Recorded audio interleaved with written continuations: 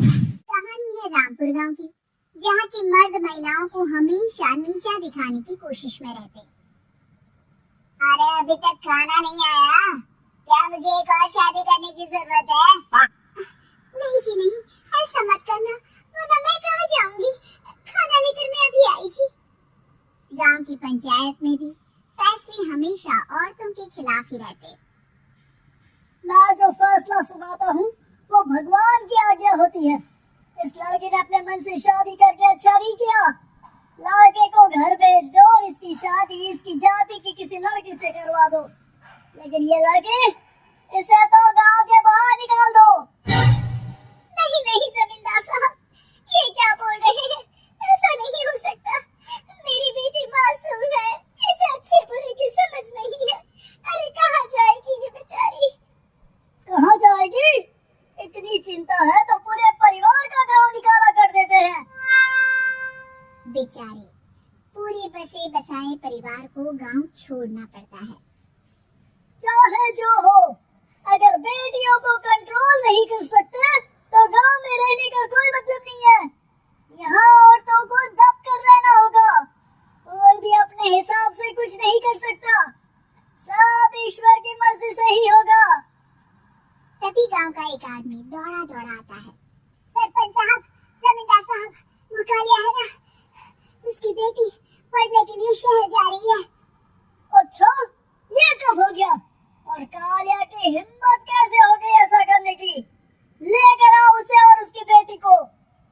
बस फिर क्या था, हाजिर हो जाते हैं कालिया और उसकी बेटी सरपंच के सामने।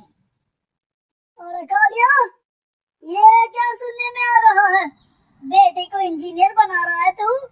और ये बता, गांव में तो स्कूल नहीं है, फिर कहां से इतनी क्लास पास कर गई तेरी बेटी? राधा, जो कि कालिया की बेटी है, उसे लगता है कि सरपंच उसकी तारीफ कर रहे हैं। सरपंच जी, मैंने ऑनलाइन पढ़ाई की है, डिस्टेंस लर्निंग से। सभी में मैंने अच्छे नंबर पाए हैं, जिसे देखते हुए शहर की इंजीनियरिंग कॉलेज में मुझे स्कॉलरशिप मिली है। वाह जी वाह, क्या होती है ये? पहले तो ये बताओ, फिर आगे की बात करते हैं। पूरा गांव राधा की बात सुन रहा था और राधा बोलती जा रही थी। तो ऐसे मैं फ्री में एक अच्छी शिक्षा लेकर गांव में जो कुछ परेशानियां हैं, जैसे बिजली, पानी और इंटरनेट जैसी समस्याओं के लिए काम करूंगी। मैं गांव को शहर से जोड़ने के लिए पुल का निर्माण करवाने का प्रस्ताव रखूंगी। मुझे पूरी उम्मीद है कि जल्द ही हमारा गांव भी तरक्की की राह पर चल पड़ेगा। राधा की बात सुनकर सारे गांव वाले ताली बजाने लगते हैं। सरपंच को समझ नहीं आता कि वो क्या करे। चुप रह नादान लड़की, गांव के खिलाफ जाने के लिए तुझे गांव से बेदखल कर दिया जाएगा, वो भी पूरे परिवार के साथ। और हाँ, अगर ठीक से गांव में रहना चाहती है तो ये पढ़ाई लिखाई छोड़ दे। हम तेरे लिए गांव का कोई होनहार लड़का देखेंगे।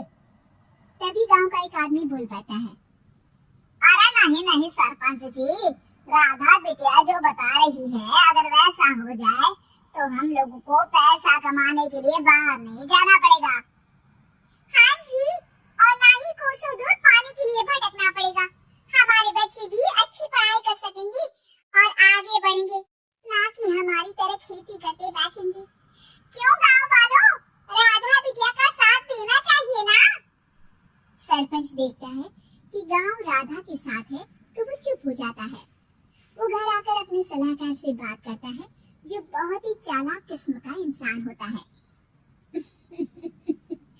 अरे सरपंच साहब, आपको बहुत ही होशियारी से काम लेना पड़ेगा। एक बार गांव तरक्की कर गया, यहाँ के बालक पढ़ लिए तो कोई ना पूछेगा आपको। और फिर ये जो बेटा और बेटी है ना आपके, इनको भी आम लोगों की तरह ही जीवन जीना होगा। हाँ, लेकिन करे तो क्या करे? वो ना, आप मुझ पर छोड़ दीजिए, बस मैं जैसा बोलूं करते जाइए। अगले रोज सुबह जब गांव वाले सोकर उठते हैं तो राधा के घर के बाहर और साथ ही वो लोग जिन्होंने राधा का सपोर्ट किया था, उनके घर के आगे लाल रंग से कल आऊंगी लिखा होता है। कल आऊंगी? ये क्या होता है? अरे ये तो खून से लिखा है, लगता है कोई भूत प्रेत या चुड़ैल का साया है। चलो सरपंच जी के पास चलते हैं। सभी सरपंच के पास जाकर उसे सारी बात बताते हैं। ओह, ये तो बड़ी मुश्किल की बात है। चलो, मैं एक बाबा को जानता हूँ, उन्हें बुला लेता हूँ। सरपंच बाबा को लेकर गांव के घर के बाहर जाता है। ओहो, तो ये वो चुड़ैल है जो उन लोगों को निशाना बनाते हैं जो गांव को बदलने का सपना देखते हैं। वो गांव को ऐसे ही संपन्न देखना चाहती है। वो नहीं चाहती कि कोई बाहरी आका कायाकल्प करे। क्या तुम लोगों में से किसी ने गांव को बदलने की सोच रखी है? तभी राधा की माँ रोते रोते आती है। मेरी राधा कैसे गायब हो गई है? अरे कोई तो बचाओ, मेरी बच्ची कहाँ गई?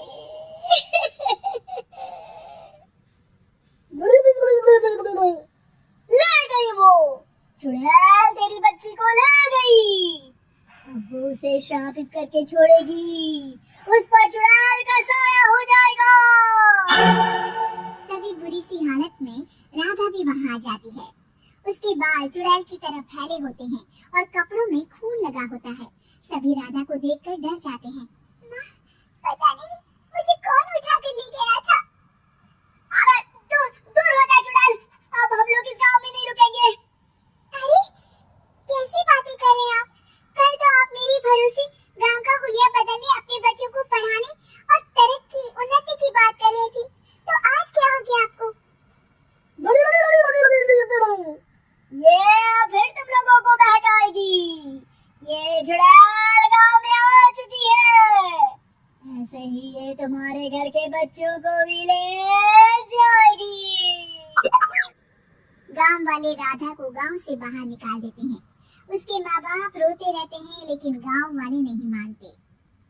मैं भी अपनी बहन के साथ गांव के बाहर रहूंगा, लेकिन वो पढ़ाई नहीं छोड़ेगी। वहीं सरपंच के घर पर सलाहकार कहता है, देखा, सांप भी मर गया और लाठी भी नहीं टूटी। लेकिन अगले ही दिन सरपंच के घर के बाहर भी वही शब्द लिखे होते हैं। और फिर सरपंच की बीवी कहती है, हमारी बेटी को किसी ने अगवा कर लिया है। तभी राधा का भाई वहाँ आ जाता है। अरे गांव वालों, मैंने सरपंच जी की बेटी को देखा था। वो चुड़ैल उसे उठाकर ले जा रही थी। अरे क्या मजाक कर रहे हो? नहीं नहीं सरपंच जी, आप नहीं जानते।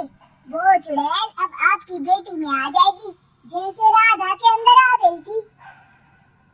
तभी सरपंच की बेटी वैसी ही हालत में वहाँ आती है जैसे राधा आई थी। पापा, पता नहीं कैसे मैं गायब हो गई थी। चुड़ैल, इसके अंदर भी चुड़ैल का साया है, मारो इसे। अरे नहीं नहीं, इसे भी राधा के पास गांव के बाहर ही भेज दो। अरे चुप रहो, मेरी बेटी कहीं नहीं जाएगी और चुड़ैल बुड़ैल कुछ नहीं होता है। अरे कैसे बात कर रहे हो सरपंच जी? आप तो बोल रहे थे कि आपका फैसला भगवान का ज्ञान होता है, तो अपने पर बात आई तो अब आप ऐसे बोल रहे हैं। अरे ना ना ना, आपको अपनी बेटी को त्यागना ही होगा। अरे बुलाओ बाबा को। राधा का भाई बाबा को ले आता है, जिसे अब गांव वालों के डर के कारण सच बोलना पड़ता है। मैं कोई बाबा नहीं हूँ, मैं तो मोची था। ये सलाहकार महोदय ने मुझे कहा था एक्टिंग करने को। मुझे पैसे देने वाले हैं। अब मुझे माफ कर दो। गलती हो गई, मुझे माफ कर दो। तभी वहाँ राधा आ जाती है। देखा सरपंच जी, जब गांव के बच्चे साक्षर होंगे तो आप जैसे लोगों की चालाकी नहीं चलेगी।